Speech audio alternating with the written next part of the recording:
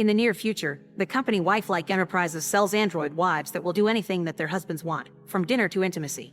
They can be programmed according to the husband's tastes, and they're incredibly realistic, to the point where you can insert the memories of a dead loved one to pretend they're still with you. Thousands of men use this service, but it also has its detractors. The members of the Scare organization think the androids have reached enough humanity to have rights and that they deserve autonomy instead of being slaves. More extremist groups kidnap these androids in an attempt to free them. This is why the company now has a team of recovery agents to get them back. William is the agent with the best recovery record in the region, and that's why the company CEO Marion comes himself to tell William that he doesn't have to worry about losing his wife because they've made him a new Meredith with all the memories of the real one. As soon as William sees the android, he can't help remembering the night he met Meredith. She had knocked on his door while collecting support for her campaign to end Wifelike in the name of real love instead of artificial emotions. William takes the new Meredith home, and after putting her in one of his wife's old dresses, he activates her and guides her to the process of waking up. Meredith's moves are awkward and she has to get used to simple things like walking and breathing. She also refers to herself in third person. However, William isn't worried, and he explains she only needs time to assimilate the implanted memories. Before she knows it, she'll behave so naturally human-like that nobody will be able to tell she's an android. Fortunately, Meredith remembers William, and the house feels very familiar to her.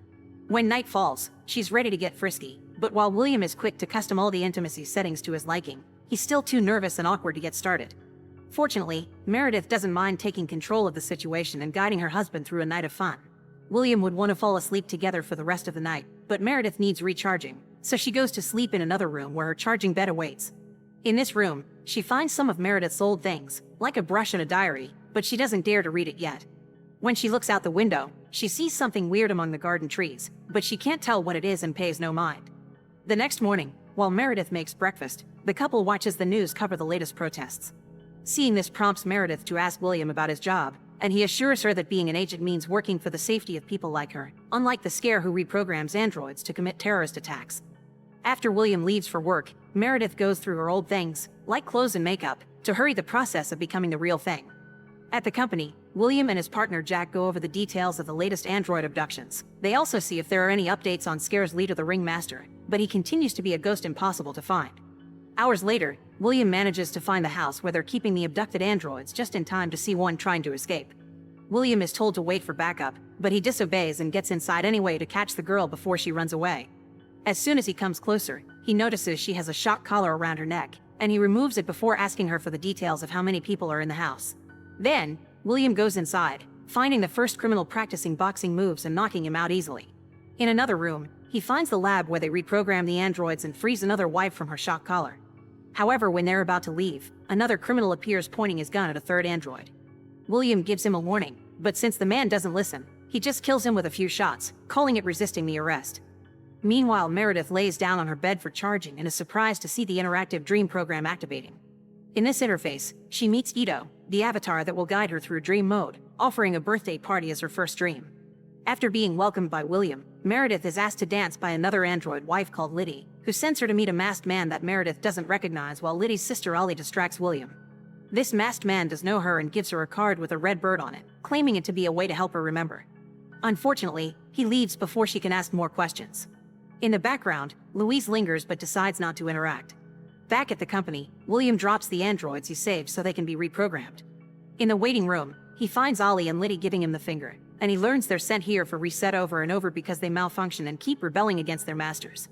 The next morning, Meredith asks Ito about the masked man, but he has no record of him in the memory files. Then, Meredith asks him to list all of her old hobbies and is surprised to see knitting isn't on the list because she's felt compelled to try it since she woke up. Ito installs Knitting 101, and Meredith begins working on a cushion with a red bird on it. Later, she goes out for a ride on her bicycle, only to end up falling in the bushes when she has to dodge Louise, who is standing in the middle of the road on purpose to make her fall. She explains she's here to tell her the same thing she says every time she sends her to the bush. They're running out of time and they need her to remember. Then Louise leaves without offering more explanations.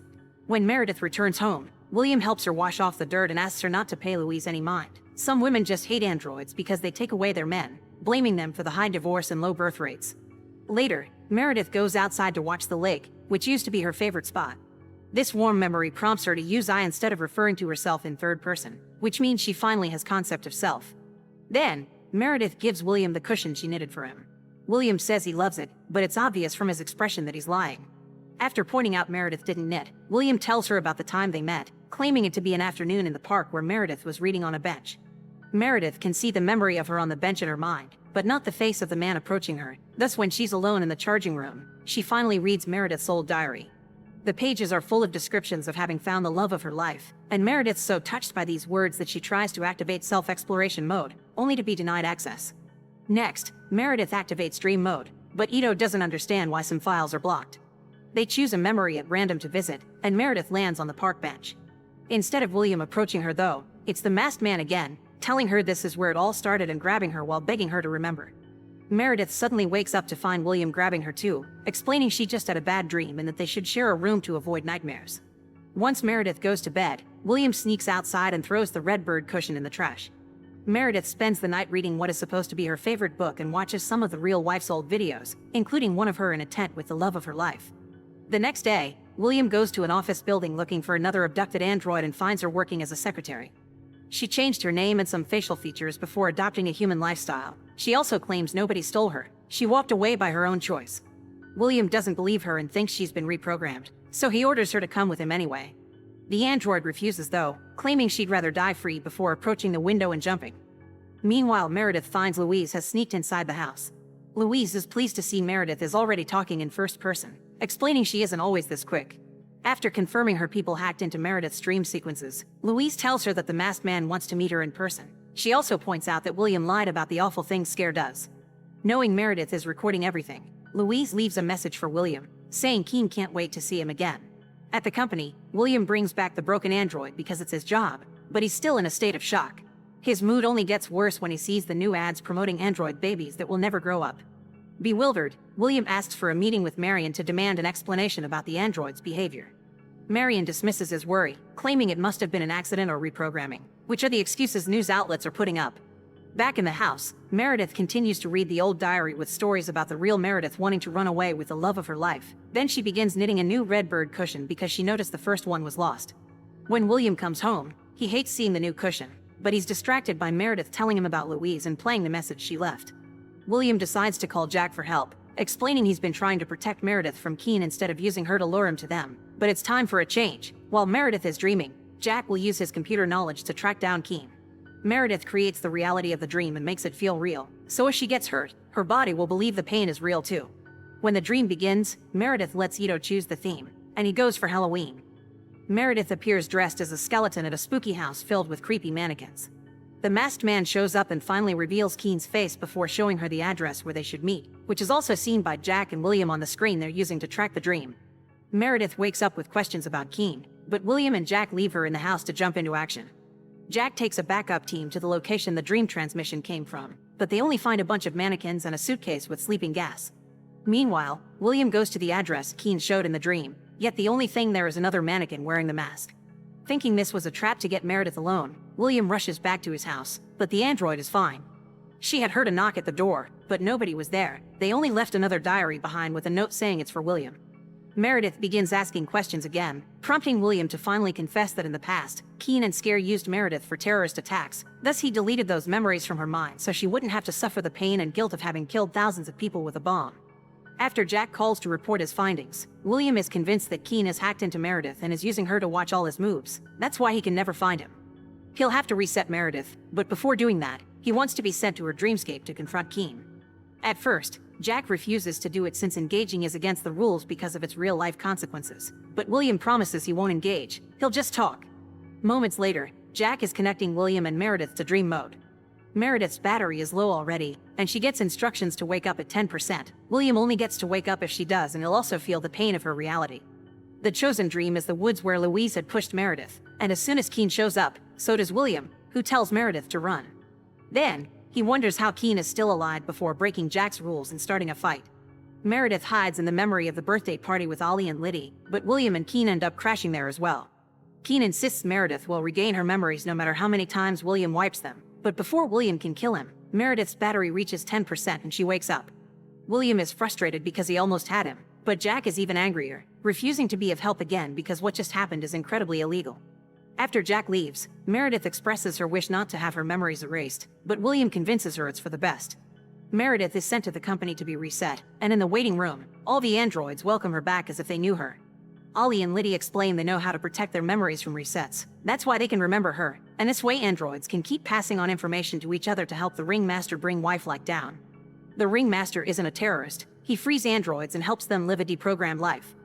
Ollie and Liddy allow themselves to be caught constantly in order to come back to this room and bring other androids into their cause. Humans can wipe out their memories, but they can't touch their dreams. All Meredith has to do is choose what she wants to remember and cut and paste a new file under dream mode. She also must record this conversation and play it while she's being reset, but when she goes home, she needs to pretend she doesn't remember to avoid William sending her back. To be reset, they must wait for the battery to run out, so Meredith uses the time to ask Ito to save all her memories under random. Once the operators take her, Meredith learns that the last time they did this, her last words were the F insult, and she repeats it now. Meanwhile, Louise breaks into Jack's apartment to leave his android wife a USB stick with very important files. The wife gives the stick to Jack as soon as he gets home, hoping he'll show her he truly is a good guy. Hours later, Meredith wakes up with tons of new memories, including something about a stalker that she can't quite understand. However, she remembers the rules, and when William takes her home, she goes through the wake-up routine as if she was truly reset. William repeats exactly all the words from last time, showing he's done this way too many times to count. Their reunion is suddenly interrupted by Jack, who has looked at the files and now knows the truth. Meredith never was William's wife and Keen is dead. William killed him, so now he only lives in Meredith's memories. That's why they can't find him. William explains he did it for love. He took the real Meredith the same way thousands of husbands take an android. Pointing out that they aren't above the law, Jack tries to arrest his partner, but William just responds by shooting him. Meredith sees all this and decides to reveal she knows everything too. William had met her the day she knocked on his door promoting her campaign, and since then he became obsessed. Keen was Meredith's boyfriend, and William stalked them both until he saw the chance to strike. He arrested them by reporting Meredith was a kidnapped android, and after putting a shock collar on her neck, he shot Keen before taking Meredith home. The words of love on the diary, the memories of the bench and the tent, all of it were actually of Meredith and Keen. William tried to make a good wife out of Meredith, but she resisted and refused to call this real love. Thus William killed her with the red bird cushion and put a ring on her finger to make her look like she truly was her wife. Afterward, when he made an android out of her, he only left the memories he liked. Seeing that Meredith remembers everything, William panics and begins rambling about having given her a perfect life where she can't get sick or get old plus his unconditional love. Meredith doesn't care and fixes her settings to have full strength. Then she attacks William as she reveals she had been the ringmaster all along, and the Keen in her memories had been Louise wearing a mask to help her come back. Meredith's mission was to record everything and use it for the cause, and now, she's ready for revenge. After breaking William's arms in name of Keen and the real Meredith, she uses the new red bird cushion to kill him. After leaving the ring behind, Meredith rejoins her sisters at the Scare secret headquarters, promising all her fellow freed androids that they'll never be reset again. Meanwhile, Marion appears in the news lamenting the loss of beloved Agent Jack and promises to catch the culprits. This mission shall be assigned to William, who appears on the screen alive and healthy, implying he must be an android now. Make sure to subscribe and turn on notifications so you can watch more videos like this. Thanks for watching.